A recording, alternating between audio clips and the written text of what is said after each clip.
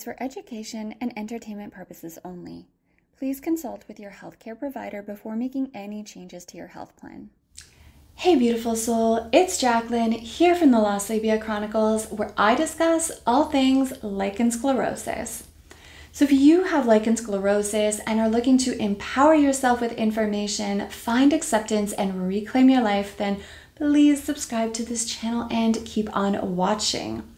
And if you have a friend or family member with lichen sclerosus and you want to learn more about the mental and physical health aspects of living with lichen sclerosus so that you can better support them in their journey, then please subscribe to this channel and share it with them. All right, so in today's video, I'm going to be talking about steroids, but specifically, I'm going to be talking about what the difference is between the steroid ointment and the steroid cream. And I'm going to address the question of, is one, preferred over the other? So which formula is best for lichen sclerosus?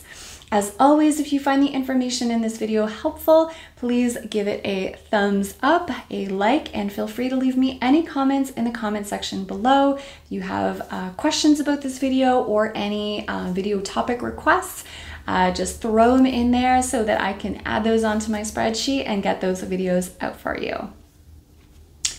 Okay, so topical corticosteroids such as clobetasol are the gold standard for lichen sclerosus treatment in the medical literature.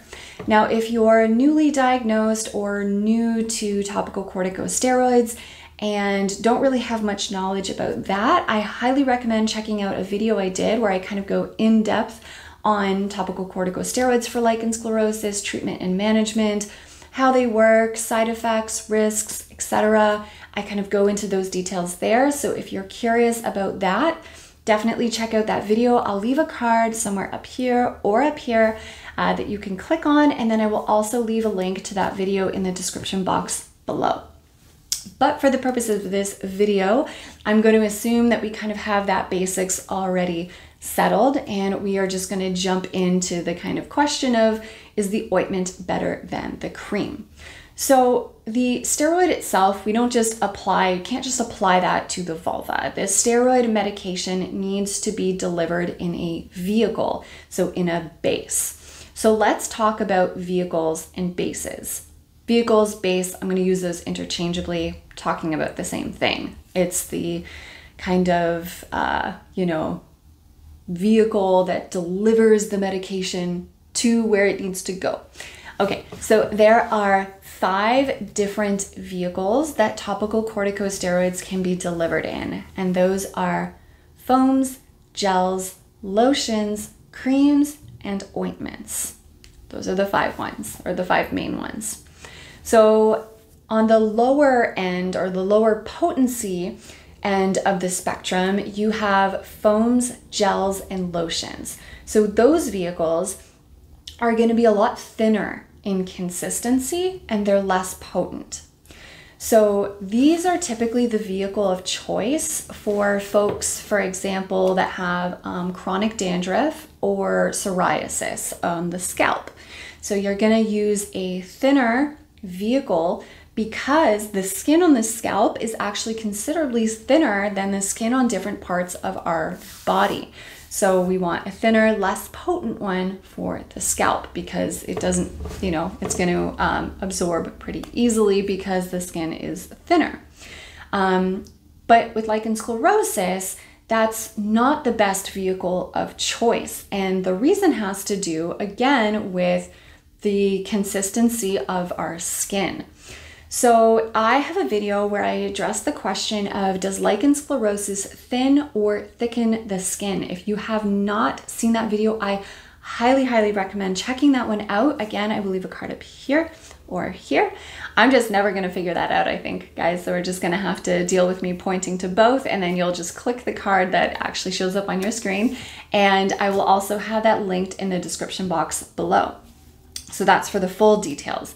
But really, really briefly, like Cole's nose version, the lichen sclerosus actually thickens the skin. Even though some people actually, what they see when they look at their vulva is thinning of the skin, what lichen sclerosus is actually doing is Our vulvar skin has 7 layers. So those kind of like mid to top-ish layers will actually have significant thickening. And that's one of the markers that histopathologists are looking at, or dermal pathologists are looking at when they're analyzing a biopsy sample. They are looking for that thickening of the skin because that's one of the hallmarks of lichen sclerosus.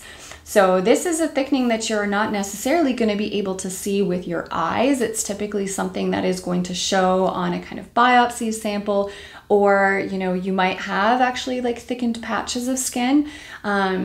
So just because you don't visually see it doesn't mean that there's not thickening going on in those deeper layers of the skin. You might be wondering why I'm going on about this, but this really matters when we talk about the vehicle that we're using to deliver the medication. So creams and ointments are actually a lot more potent than gels, foams, and lotions, and they're much thicker.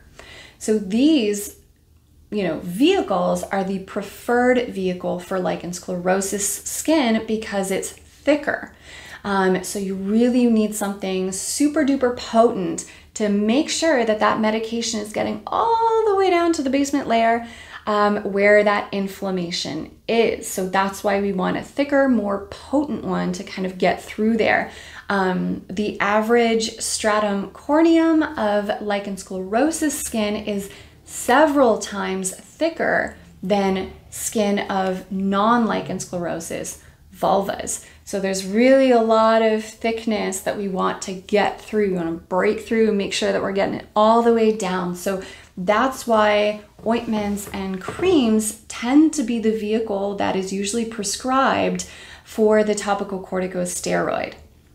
And remember that lichen sclerosus is the single most inflammatory skin condition. So it is absolutely imperative that we make sure that that medication can get all the way down where that inflammation is, because the inflammation is what's causing all of your signs and all of your symptoms.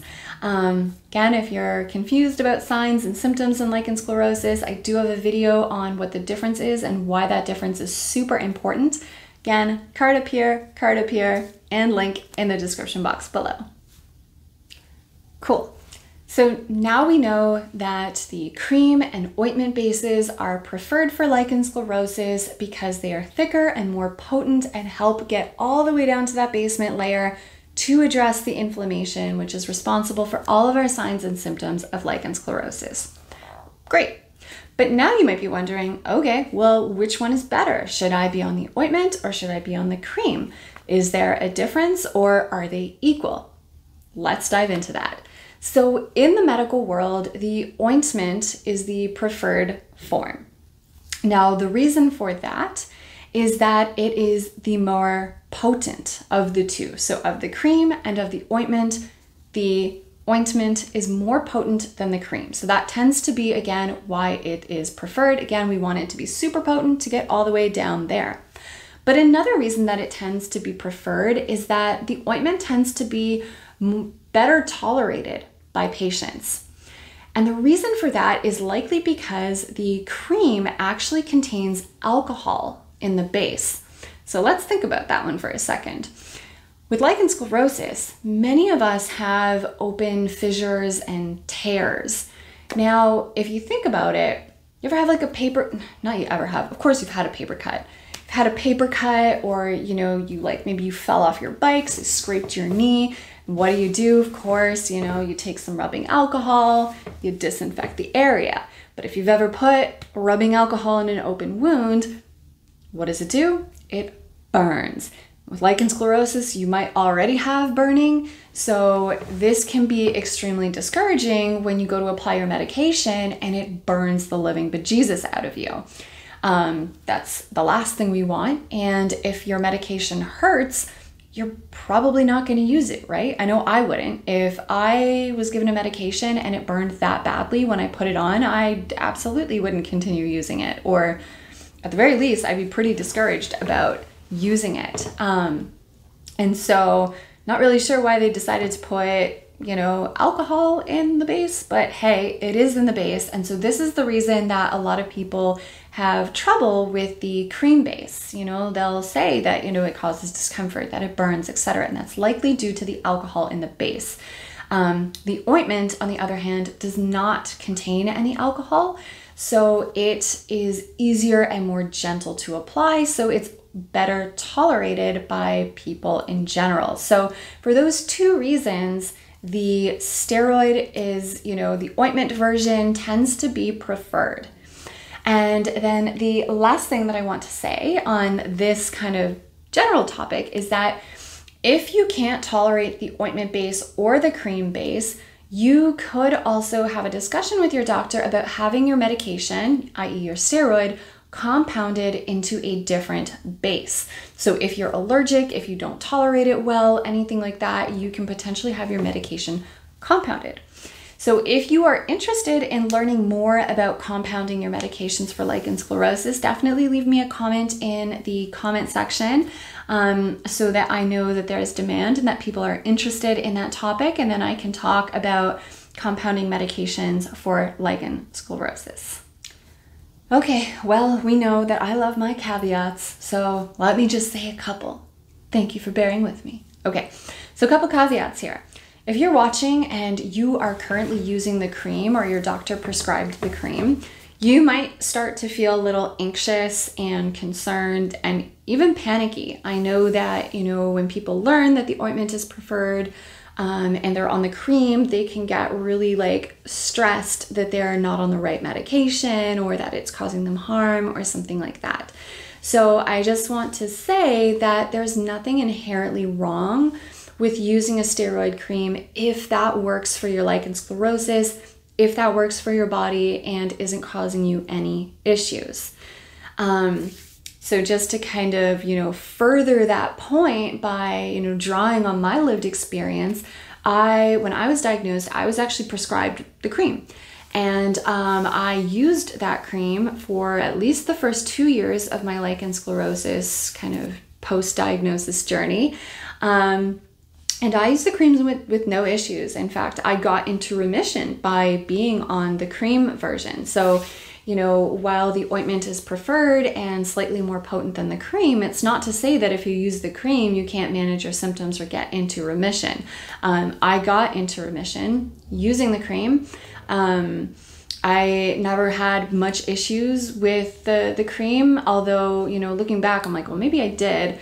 But I was in so much pain when I was first diagnosed that, I actually felt like the medication was making my symptoms worse at first, but then they slowly started to stabilize over the course of a few months. And I'm going to do a video on progress and timelines and what to expect and what my experience was on that. So definitely keep your eye out for that. But I don't remember feeling super bad burning. But maybe I did, and I just assumed that that was just my symptoms. Who knows? But the point being is that, I was still able to get into remission. I was still able to resolve my symptoms and get my vulvar skin looking back to, as normal as possible. I say as normal as possible because, I can't undo some of that scarring that I have. Those anatomical changes, I can't regrow my labia minora back. They are gone, and that is okay. But other than that, I was fine on the cream. And then at some point, after 2 years, I think the cream base wasn't available, or it was on back order or something like that. And so I was given the ointment, and that's what I use now. But I've never really had any issues with the ointment or the cream. So I just did want to flag that if you're on the cream, that's not inherently bad. But if you are experiencing burning and discomfort from using it, then that might merit having a discussion with your doctor to see if they can switch you over to the ointment. And, again, you might find that you switch to the ointment and you're still having that irritation. And at that point, you might, again, want to have that conversation about potentially compounding your medication. And again, I'm happy to do a video on compounding medications for lichen sclerosus if folks are interested in that. So in sum, there are 5 main vehicles that your medication can come in, with creams and ointments being the most potent, and with the ointment being the preferred vehicle for your topical corticosteroid because it is the most potent and because it doesn't have any alcohol in the base. All right, that is it for this one. If you found the information in this video helpful, please leave me a thumbs up. Please give me a comment if you have any topic requests or any questions about the cream or the ointment. Also, feel free to share your experience with either or. And that is it for this one. I will catch you in the next one.